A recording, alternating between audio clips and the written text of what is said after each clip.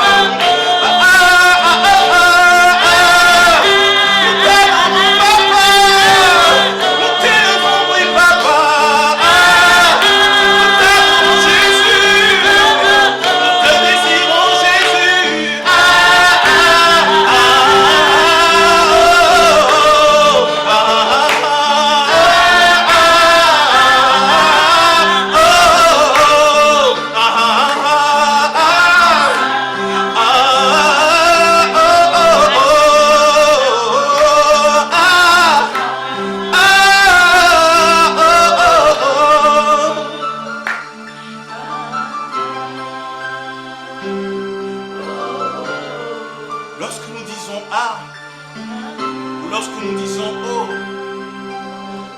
l'image que le Seigneur fait monter en mon cœur, c'est que devant tant de grâce et de merveille, il est parfois difficile de dire quelque chose.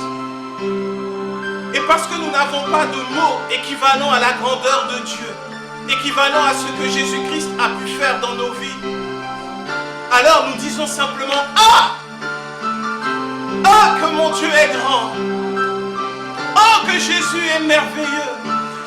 Ah, qu'il est excellent! Oh, qu'il a fait de grandes choses pour moi! » La Bible nous dit d'abonder en actions de grâce. Et lorsque par l'Esprit nous faisons monter des actions de grâce, la Bible déclare que ce sont d'excellentes actions de grâce. Voilà pourquoi ce matin, parce que notre Père est élevé au-dessus de tout, parce que son trône est au-dessus de tout trône, parce qu'il n'y a aucun autre nom qui nous a été donné, parce que c'est en Jésus-Christ que nous sommes, que nous avons la victoire, que nous avons le repos, que nous avons la paix, que nous avons la joie, que nous avons la santé, que nous avons tout ce dont nous avons besoin. Alors parce que Jésus-Christ, il est présent au milieu de nous par son esprit, devant tant de merveilles, devant tant de grandeur, nous n'avons pas de mots et nous disons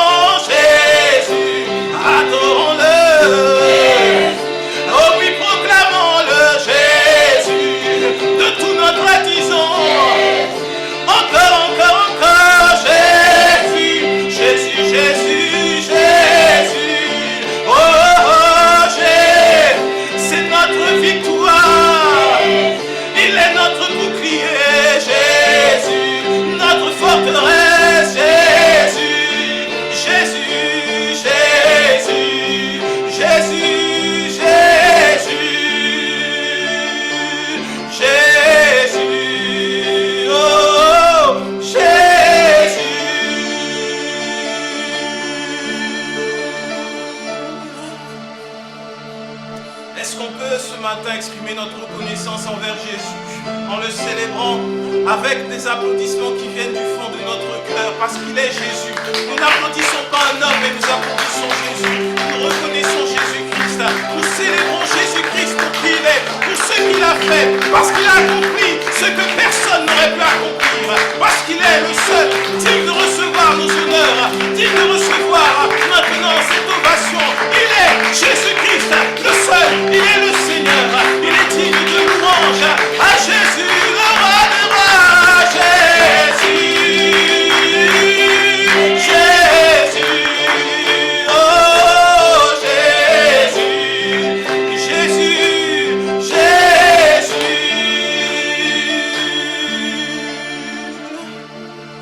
Seigneur, ce matin, nous sommes reconnaissants de pouvoir proclamer le nom de Jésus. Nous ne proclamons pas le nom d'un homme, nous ne proclamons pas le nom d'un prophète, nous proclamons le nom de Jésus-Christ, notre Seigneur, notre époux, notre bien-aimé, notre avocat auprès du Père. C'est toi que nous voulons célébrer ce matin, et c'est à toi que nous rendons la gloire, l'honneur, et toutes les louanges te reviennent. Nous te prions ainsi, Père, avec reconnaissance et amour, au nom de Jésus. Amen. Amen. Amen, amen. Depuis le début du mois de janvier et donc depuis le début de l'année, nous sommes sur l'honneur à Jésus-Christ. C'est la direction que le Seigneur nous a donnée et aujourd'hui on va clôturer cette série de messages sur l'honneur à Jésus-Christ. Jésus, le chemin, la vérité et la vie. Amen. Jésus, le chemin, la vérité et la vie. On va regarder ensemble Jean chapitre 14 du verset 1er au verset 7. On n'a qu'une référence aujourd'hui, ce sera ça. Jean 14, 1 à 7. Donc, facile à suivre. Jean, c'est juste après le livre de Luc. 14, verset 1er au verset 7. On va avoir deux versions, la version Louis II classique et après la version du Semeur. J'aime beaucoup la version du Semeur. Donc, Jean 14, 1 à 7 nous dit que votre cœur ne se trouble point. Croyez en Dieu et croyez en moi. Pause. Pourquoi Jésus dit ça à ce moment-là? Tu fais bien de poser la question. J'aime cette curiosité. Jésus dit ça parce que, juste avant, il a expliqué à ses apôtres qu'il allait partir, qu'il allait mourir, qu'il allait passer par la croix. Et donc, les apôtres qui étaient là auprès de Jésus étaient perturbés par cette nouvelle. Ils étaient tristes. Ils doutaient un peu en eux. Et comme j'aime toujours prêcher dans le contexte, donc c'est pour cela que Jésus commence par « que votre cœur ne se trouble point ». Ce sont les hommes qui ont mis des chapitres, mais c'est dans la continuité. Et donc Jésus dit à ce moment-là à ses apôtres « que votre cœur ne se trouble point. Croyez en Dieu et croyez aussi en moi. Il y a plusieurs demeures dans la maison de mon Père. Si cela n'était pas, je vous l'aurais dit. Je vais vous préparer une place, et lorsque je m'en serai allé, et que je vous aurai préparé une place, je reviendrai et je vous prendrai avec moi, afin que là où je suis, vous y soyez aussi. Vous savez où je vais, et vous en savez le chemin. Thomas lui dit, « Seigneur, nous ne savons où tu vas. Comment pouvons-nous en savoir le chemin ?» Jésus lui dit, « Je suis le chemin, la vérité et la vie. Nul ne vient au Père que par moi. Si vous me connaissiez, vous connaîtriez aussi mon Père, et dès maintenant vous le connaissez et vous l'avez vu. » Amen. Jésus explique là où il va et par quel moyen il va y aller. Il va auprès du Père par le moyen de la croix. Et il rassure ses apôtres en leur disant, « Les gars, je pars, mais je vais vous préparer une place. Afin que là où je suis, vous y soyez également. » Et cette parole, elle est valable pour tous ceux qui sont disciples de Jésus-Christ, pour tous ceux qui ont la foi en Jésus-Christ. Telle est notre espérance. Là où il est parti, nous préparer une place, nous y serons également. C'est le désir de Jésus envers nous. Ce que Jésus veut, c'est que nous soyons tous avec lui. Et pour cela, il a défini un chemin. Le chemin que lui a emprunté, lui seul pouvait le prendre, passer à la croix. Aucun homme ne pouvait passer à la croix. Jésus-Christ seul, parce qu'il est le seul qui était parfait, qui était l'agneau parfait, sans tache, digne de faire la volonté de Dieu. Et parce qu'il était parfait, alors son sacrifice a été agréable à Dieu. Et donc, le chemin pour nous, pour arriver vers le Père, c'est Jésus-Christ. C'est de passer par Jésus-Christ. Passer par Jésus-Christ. Sauf qu'il y a une chose qu'on peut remarquer, et encore particulièrement en ce moment, on peut assister à ça. On a certainement vu ça dans les infos. Dans la guerre, quand il y a une guerre, ce que les armées font, c'est de couper les voies d'accès. Oui ou non? S'il y a la guerre, qu'est-ce qu'on fait? On va empêcher l'approvisionnement, on va couper les ponts, on va couper les routes, on va détruire les endroits. Et on le voit. Ça ne date pas d'aujourd'hui avec la guerre qu'il y a en Ukraine, mais ça s'est passé de toujours. On a toujours isolé pour empêcher que les gens puissent circuler. Parce que s'ils circulent, ils peuvent avoir du renfort, ils peuvent avoir de l'aide, ils peuvent être approvisionnés. Donc, du coup, on coupe le chemin. Et aujourd'hui, ne nous y trompons pas. Pour ceux qui aiment le combat spirituel, le combat est le même. Le chemin que Jésus-Christ est, le diable fait tout pour qu'on ne puisse pas l'emprunter. Il veut couper cette voie, il veut l'obstruer. Même dans l'église. On a l'impression qu'on vient servir, qu'on vient chercher Jésus-Christ, sauf que le chemin qui nous mène au Père, c'est Jésus. Et dans le Père, il y a quoi? Il y a toutes les bénédictions que Christ a obtenues à la croix. Oui ou non? Si nos bénédictions sont auprès du Père, pourquoi beaucoup vont chercher la bénédiction sous un manteau, sous une onction? C'est auprès de Jésus, c'est par Jésus qu'on trouve cet accès-là au Père. Sauf que quand tu considères que c'est par ta prière que tu vas réussir à obtenir quelque chose, tu n'es plus sur le chemin, tu es à côté du chemin. Et on s'étonne que parfois, mais j'ai prié, j'ai fait ce qu'il fallait, mais je n'ai pas vu la réponse. Dieu, tu as changé. C'est quoi ton problème avec moi, Dieu? Moi, j'ai prié, j'ai fait comme tu voulais, j'ai fait un jeûne. Vous allez dire encore, je suis sur le dos du jeûne. J'aime beaucoup le jeûne. Non, il n'y a pas de problème. Ça ne se voit pas, mais j'aime le jeûne. Et donc, j'ai jeûné, j'ai supplié, j'ai dormi par terre. On veut faire des choses parce qu'elles paraissent être bien. Parce qu'on a lu dans la parole que, à l'époque de tel ou tel roi, le peuple d'Israël était menacé, donc ils ont pris le sac, ils ont pris la cendre, et ils ont supplié Dieu, et Dieu a répondu à leurs prières. Mais aujourd'hui, on n'en est plus à là. Dieu n'est pas méchant. Dieu ne veut pas que tu puisses dormir sur un sac ni sur de la cendre. Sinon, il ne t'aurait pas donné une maison et un lit. Il ne t'aurait pas fait arriver à cette époque-là pour connaître la grâce de Jésus-Christ. On confond bien souvent le véhicule qu'on utilise sur le chemin avec le chemin. Ce n'est pas parce qu'on a une voiture qu'on peut aller sur tous les terrains. Il faut connaître le terrain et après, on va te donner une voiture adaptée au terrain. Il faut connaître Jésus-Christ et ensuite tu sauras comment avancer sur le chemin de Jésus-Christ pour atteindre le Père. Mais lorsqu'on t'apprend tout sauf Jésus-Christ, tu as des difficultés à atteindre Jésus-Christ qui est le seul chemin. Il n'y en a pas deux. Il n'y en a qu'un seul, c'est Jésus-Christ. On peut prier, oui. Mais dès lors que c'est parce que le Seigneur nous met à cœur, il faut que je prie. Il faut que je prie là maintenant dans cette situation. Avant de se dire par réflexe, par automatisme, bon là il y a un problème, je vais prier. Non. Dieu n'est pas contre la prière, mais peut-être que là tout simplement, ce n'est pas le véhicule que Dieu veut que tu empruntes sur le chemin. On veut voir, recevoir la grâce de Dieu, voir ça, on veut le voir agir, mais sauf qu'on continue de faire avec notre propre façon de voir Dieu. Dieu est un Père d'amour. Moi, l'une des choses qui me surprend le plus souvent avec Dieu, c'est quand j'ai seulement eu une pensée dans mon cœur. Seulement une pensée sur quelque chose que j'aurais aimé avoir. Et le lendemain, je n'ai pas prié, je n'ai pas dit au nom de Jésus ni quoi que ce soit. J'ai juste pensé, parce que ça me ferait plaisir, ce n'était pas un besoin. Et le lendemain, j'ai la réponse à ce que je voulais. Je dis, waouh, mais ça s'appelle la grâce. Parce qu'on ne peut rendre que gloire à Dieu. Je me rappelle une fois, j'avais besoin d'un parfum. Je dis, bon, il faut que j'achète des parfums et tout. Et puis je dis, bon, mais je me suis dit ça en moi, je n'ai même pas dit ça à ma femme. Et puis le lendemain, je rencontre des amis, qu'est-ce qu'ils m'offrent? Un parfum. Je dis, waouh, la grâce de Dieu est merveilleuse. Ça prouve que Jésus est le chemin. C'est la foi en Jésus. Il n'y a pas d'autre moyen. Il n'y a pas d'autre méthode. Il n'y a pas d'autre escalier. Il n'y a pas un escalier à côté. En dehors du chemin, tu n'es pas dans une relation avec le Père. Or, ce que nous voulons, c'est dans cette relation avec le Père. Regardons ensemble maintenant le même passage, toujours la version du semeur. Toujours. Jean 14, 1 à 7 nous dit, Jésus dit que votre cœur ne se trouble pas. Ayez foi en Dieu, ayez aussi foi en moi. Dans la maison de mon Père, il y a beaucoup de demeures. Si ce n'était pas vrai, je vous l'aurais dit. En effet, je vous ai préparé une place. Parce que je vous aurais préparé une place, je reviendrai et je vous prendrai avec moi, afin que vous soyez aussi là où je suis. Mais vous connaissez le chemin de l'endroit où je me rends.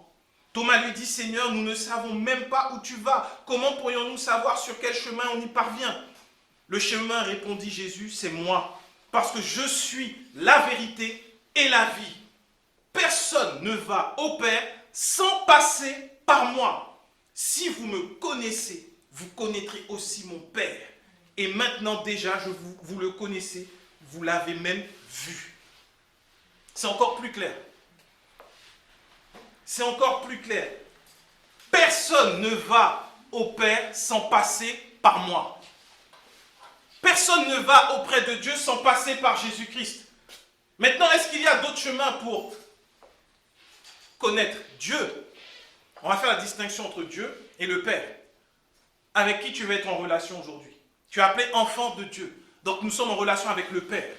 Le Père, c'est celui qui nous a donné la grâce par Jésus-Christ. Le Père, c'est celui qui nous a tant aimés. Le Père, c'est celui qui nous a pardonnés. Le Père, c'est celui qui ne nous tient pas rigueur pour nos fautes, pour nos faiblesses et pour nos failles. Le Père, c'est celui qui nous soutient par Jésus-Christ et qui lui-même nous a donné son esprit. C'est lui le Père. Le Père, c'est celui qui n'est jamais en colère contre toi, qui sera toujours avec toi, qui te donnera toujours son amour. Le Père, c'est celui qui t'accueille auprès de lui, qui te fait connaître les desseins de son cœur. Le Père, c'est celui avec qui tu as une relation par Jésus-Christ. Lui, c'est le Père. Et on ne peut pas passer pour atteindre le Père par un autre que Jésus-Christ. Maintenant, si tu veux connaître Dieu, c'est différent. Dieu, c'est celui qui est le créateur, l'univers, qui est au-dessus de tout. C'est celui qui est 3 fois saint. C'est celui devant lequel aucun péché ne peut tenir. C'est celui qui a été révélé dans la loi. C'est Dieu dans sa puissance, avec tous les noms qu'on connaît. Et là, par contre, tu peux rencontrer Dieu de différentes manières. Tu peux tomber sur Dieu de différentes manières. Tu décides de commencer à opérer avec la loi. Tu vas connaître Dieu. C'est pour ça que Paul dit que quiconque veut se mettre sous la loi est tenu d'obéir à toute la loi, sinon il est sous la malédiction. Or, personne ne peut obéir à toute la loi et vivre. Voilà le danger. Voilà comment tu peux passer à côté d'une relation avec le Père. Et dire et penser que Dieu est méchant, qu'il est exigeant, qu'il est dur. Que devant lui, il faut être parfait. La voie d'accès, l'unique, c'est Jésus-Christ. La loi ne te permet pas de rencontrer le Père. Paul va nous dire que la loi était un pédagogue qui nous a conduits vers Jésus-Christ parce que Jésus-Christ voulait nous révéler le Père, voulait nous faire connaître le cœur du Père. Pas nous faire connaître que, on sait maintenant, on sait que Dieu n'aime pas le péché, on sait que Dieu est exigeant, on sait que Dieu est fort, qu'il est puissant, qu'il n'y en a aucun autre, ça on le sait. Mais le cœur du Père, personne ne le connaît. Seul le Fils, et le Fils est venu nous le révéler. Et aujourd'hui, beaucoup luttent parce qu'ils n'arrivent pas à comprendre le cœur du Père. C'est difficile de comprendre que Dieu n'attend pas de nous que nous soyons toujours parfaits. Il attend que nous soyons toujours dans la foi en Jésus-Christ. Parce que dès lors que notre foi repose sur Jésus-Christ, alors lui, il est honoré. Et quiconque honore Jésus, honore le Père. Et c'est avec Jésus que nous serons pour l'éternité auprès du Père. On ne peut pas vivre dans la culpabilité constante parce que nous avons peur que Dieu puisse nous frapper, parce qu'on n'a pas prié, parce qu'on n'a pas fait ceci ou cela. Non. Il n'y a qu'en recevant la grâce qu'il y a auprès de Jésus-Christ, alors qu'on est en paix tous les jours et qu'on peut s'approcher du trône de la grâce sans crainte. Sans crainte. Libéré de toute forme de culpabilité. De ne pas venir à l'église pour prendre sa dose de culpabilité. Tu ressors de là, tu as entendu le message, tu dis non, vraiment, je suis un mauvais chrétien, il va falloir que je puisse augmenter en consécration, augmenter en prière, augmenter en lecture. Non, je ne sais pas pour vous, mais moi j'étais comme ça pendant des années. Non, je me culpabilisais. Pendant des années, je ne lis pas assez ma Bible, je n'ai pas le temps, il faut que je trouve le temps, il faut que je trouve le moyen. Tu mets des plans de lecture en place, tu commences un jour, 2 jours, 1 semaine, et puis après tu as eu un truc, bon tu dis bon je vais rattraper la semaine d'après, et puis au bout d'1 an tu dis bon c'était pas mal, j'ai essayé. Alors que quand tu es libéré de toute culpabilité, tu n'as aucune pression, tu vas prendre ta Bible et tu ne vas même pas voir les heures passer. Tu ne vas même pas réaliser, tu ne vas même pas te dire il faut que je fasse un chapitre en plus. Non, au bout d'un moment tu vas te dire il faut que j'arrête parce que je dois aller faire autre chose. Il faut que j'arrête parce que je dois quand même faire le repas pour les enfants. Mais tu es là et tu réfléchis. Lorsque tu es libéré de culpabilité, tu penses à une seule chose. Je ne sais pas pour vous. Mais en tout cas, moi, je suis obsédé par une seule chose. C'est waouh, comment la grâce de Dieu est excellente et merveilleuse. Tu commences à réfléchir. Tu te dis, mais comment ça se fait que j'ai pas, financièrement, je ne vois rien, mais je ne suis pas dans la galère. C'est quoi? Qu'est-ce qui fait ça? Tu essaies de comprendre la grâce de Dieu. Tu essaies de comprendre, mais qu'est-ce qui fait ça?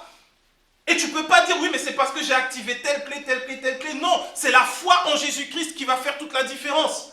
Parce que lorsque tu utilises le seul chemin qui mène au Père, alors tu reçois les bénédictions du Père. Et ces bénédictions, elles sont en abondance pour nous. Dieu ne veut pas qu'on puisse être sous l'esclavage. Il a envoyé Jésus pour qu'on soit libéré de toute forme de servitude. Il a envoyé Jésus pour qu'on soit libéré de la servitude du monde, de la servitude de la chair, qu'on soit libéré de la peur. Mais lorsque l'on reste dans la peur, dans la crainte, parce qu'on vient à l'église, c'est à l'église que tu apprends la crainte, que tu apprends. C'est là que tu apprends la lutte avec la chair, c'est là que tu découvres la crainte encore de ce que, ah mais si j'ai fait ça, j'ai ouvert une porte, si j'ai fait ça, j'ai... Non, ce n'est pas la paix que Dieu nous donne. Plus loin dans le passage, on voit que Jésus dit, je vous laisse ma paix, je vous donne ma paix. Celle que le monde ne peut pas vous donner. Il parle du Saint-Esprit, le consolateur, nous ne sommes pas seuls. Mais c'est possible que par Jésus-Christ. Et c'est pour ça qu'il y a beaucoup de frustration quand souvent on veut prier. Et on dit au nom de Jésus, Amen. Sauf qu'on n'a pas utilisé le chemin. On a à la fin estampillé notre prière par au nom de Jésus. Mais lorsque ça a été dans ton cœur, que tu as émis juste un souhait, comme je disais tout à l'heure, est-ce que tu as dit au nom de Jésus à la fin? Non, mais tu es venu et ta pensée est montée devant Dieu par Jésus-Christ. Parce que tu es en lui. Et donc c'est comme si c'est la voix de Jésus-Christ qui est montée vers le Père. Et le Père a entendu, mon enfant a besoin d'un parfum, je lui envoie. C'est pas une prière, parce qu'il a entendu la voix de son fils. Je me suis souvent, pendant des années, posé la question, mais comment on peut prier, on peut dire au nom de Jésus et il ne se passe rien? Comment ça se fait? Je ne comprends pas. Parce que la Bible me dit que le nom de Jésus est au-dessus de tout nom. Quiconque invoque le nom du Seigneur Jésus sera secouru. Que par le nom de Jésus, on peut chasser des démons. Que par Jésus-Christ, on peut tout faire. Mais la vérité est que malheureusement, dans l'église, il y en a beaucoup qui viennent, qui prient au nom de Jésus, ils repartent, il n'y a rien du tout. C'est pas normal. On a accepté ça en se disant, oh bon Dieu, en gros c'est le Dieu de l'ancienne alliance, c'est quand il veut, si tu fais un sacrifice, alors Dieu va faire. Non! C'est faux! C'est faux. La vérité est que même dans la grâce, juste la pensée de ton cœur, le Père, il l'exécute, il l'a fait, il renvoie la bénédiction. Il fait au-delà de ce qu'on peut penser ou imaginer. On l'expérimente, on le vit. Et ça, c'est des témoignages. Je voyais les têtes, je disais, oui, c'est vrai. Parce que tu es sous la grâce, parce que ta foi est sur Jésus. Tu n'es pas en train de te dire, oh, mais quelle prière j'ai pas fait? Est-ce que j'ai fait la prière des 7 matins du soleil? C'est un truc que j'invente. Ça n'existe pas. Je ne connais pas. Est-ce que j'ai fait la prière des 12 coups de minuit? Est-ce que j'ai fait la prière de la lune qui se lève? Est-ce que j'ai activé les clés de la bénédiction transgénérationnelle qui dépasse même l'univers? Tu n'es pas en paix. Ça veut dire que tu n'as pas l'assurance que Dieu est au contrôle de ta vie et de celle de tes enfants. Et donc tu es en train de marcher sur un chemin qui n'est pas le chemin, la vérité et la vie. Et la Bible nous le montre. Jésus-Christ est dans toute la Bible. La Bible n'est pas l'histoire du peuple d'Israël. La Bible, c'est l'histoire de l'amour de Dieu envers nous, l'humanité. Et il a caché Jésus-Christ de Genèse jusqu'à Apocalypse. Il est révélé dans les évangiles, mais il était là depuis le début. Et on voit que Jésus est le chemin. Il dit dans la version du semeur, parce que je suis la vérité et la vie, c'est moi le chemin, c'est lui le chemin. Le peuple d'Israël, il fait plus de 400 années en servitude en Égypte. Après, il va partir dans le désert. Ça préfigure l'œuvre de Christ. C'est l'œuvre de Jésus-Christ. Ils vont commencer, comme nous, lorsqu'on quitte le monde, ils vont devoir suivre le chemin. Parce qu'à vrai dire, en quelques jours, ils auraient pu arriver à Canaan. Mais ils ont fait 40 ans dans le désert. 40 ans. Je dis, mais franchement, c'est compliqué. Ils faisaient quoi? Peut-être 2 mètres. Bon, on va s'arrêter là. 50 cm. Bon, aujourd'hui, les amis, on fait en camp là. Mais on fait 30 cm, ok. Et puis tout le monde enlève la tente, se déplace. On marche, on a fait 30 cm. Ok, c'est là, stop. Ça montre comment on marche sur le chemin. Comment on suit Jésus. Quand tu prends le temps maintenant de méditer sur la marche du peuple d'Israël dans le désert, qu'est-ce qui s'est passé? Le peuple a eu faim. Dieu leur a dit, ok, je vous donne à manger. Ils ont voulu de la viande au bout d'un moment, parce qu'ils se sont dit, franchement, on a besoin de protéines, il y en a qui faisaient du sport, donc Dieu a envoyé de la viande. Ils ont mangé de la viande. Au bout d'un moment, ils avaient soif. Dieu a donné de l'eau. Ils ont été vraiment, franchement, assez impertinents quand même. C'est là que tu vois Dieu. Les lois n'existaient pas encore. Dieu était déjà dans la grâce avec eux. Dieu a fait par amour. Juste par amour. Mais ils avaient du mal à rester sur le chemin. C'est difficile. C'est difficile de rester sur Jésus-Christ. Il y a la tentation de retourner en Égypte des fois. Ou il y a la tentation de faire ce que nous on veut. Un veau d'or. C'est notre travail, c'est notre œuvre. Ça représente ce que les hommes sont capables de faire par eux-mêmes. Combien de fois Dieu nous met les choses à cœur. On a besoin de quelque chose. Mais pourtant on dit non, mais ça paraît tellement pas logique. Non, ça seulement ça va m'aider. Mais non, il y a une autre solution un peu plus compliquée. Je suis un être humain, je suis intelligent. Je vais appliquer ça. Et puis tu galères, tu perds du temps. Jusqu'à ce que tu te rends compte que la chose facile là qui était venue, c'était la bénédiction de Dieu, qui n'avait aucun chagrin et qui n'allait pas te coûter de l'argent. Moi, j'ai vécu ça. J'ai déjà parlé de l'histoire de la baignoire bouchée. C'est là que tu vois, j'ai appris une belle leçon. Ce n'était pas une révélation, j'étais pas en train de jeûner, chercher Dieu. Franchement, j'étais juste en train de chercher une baignoire tranquille pour me laver. Et là, j'ai compris, tu vois, ça, c'est tes efforts. Ça te coûte de l'argent, de la frustration, de la colère. Alors que là, tu aurais fait directement la réponse que le Seigneur te mettait dans ton cœur. Et puis l'eau partait bien, t'avais plus... J'ai repris une douche, mais tellement j'étais heureux. Je crois que j'ai même pris un bain. Tellement j'étais heureux. Et c'est ça la bénédiction du Seigneur. C'est tellement simple. Le Seigneur te met la chose, c'est tellement évident. Mais on a envie de faire comme le peuple dans le désert, de faire le tour 7 fois de Jéricho dans le silence. Et puis au dernier jour, tu vas pousser un cri. Mais ça, c'était hier, c'est fini. Aujourd'hui, en Jésus, ça a été rendu facile par Jésus. C'est pas facile. Ça a été le prix du sacrifice de Jésus. Il a fallu que Jésus soit crucifié, humilié. Aujourd'hui, quand on parle de la grâce, c'est facile. Oui, c'est facile. Il n'y a pas de problème, c'est facile parce que Jésus-Christ, lui, a payé le prix. Aujourd'hui, si je t'offre un cadeau, je te dis, tiens, tu as toute une maison pour toi. Ne t'inquiète pas du ménage, ni de la nourriture. Ne t'inquiète de rien. Tu viens, tu dors seulement dans la maison, tu profites de la maison. Le reste, c'est comme à l'hôtel. Pour toi, ce sera facile, mais pour moi, je paye pour qu'on puisse entretenir ta maison et tout ça. Et c'est ce que Jésus-Christ a fait et continue de faire. Pour nous, aujourd'hui, dans la grâce, nous marchons sur le chemin avec assurance. C'est rendu facile parce que lorsque nous péchons, lorsque nous faisons quelque chose de mal, nous avons quelqu'un qui intercède pour nous. Il est à la droite du Père et dit non, papa, lui, il croit en moi et comme j'ai payé pour lui, il ne peut pas être condamné pour ce qu'il a fait. C'est en cela que c'est facile. Parce que Jésus-Christ, lui, a souffert.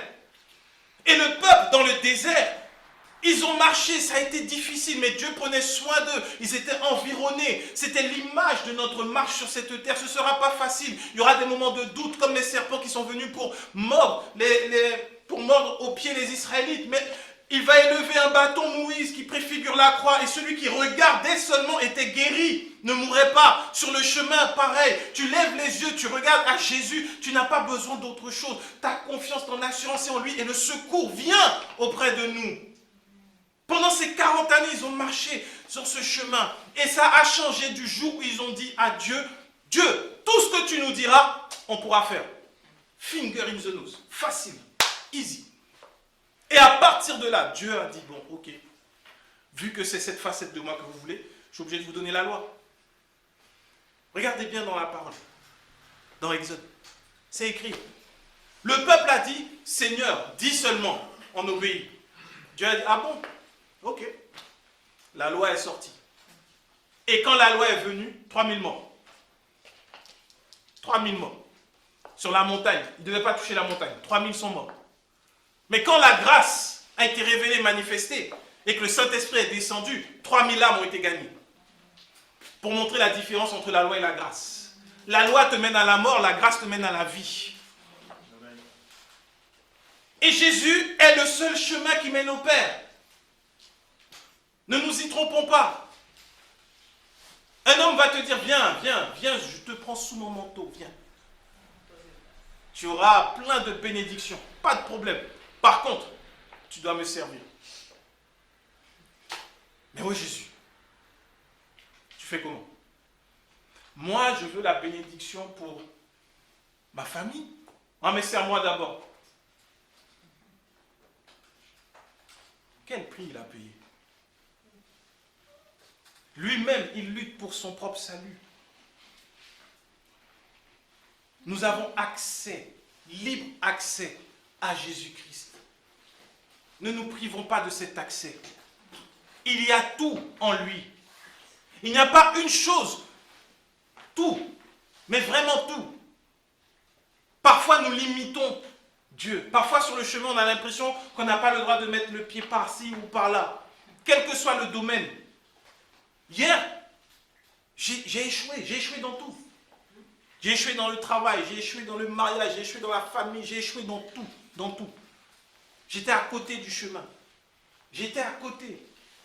Et quand j'ai commencé à marcher sur le chemin, même pas de ma volonté, mais parce que Dieu s'est révélé à moi, parce que lui est venu me chercher dans le trou.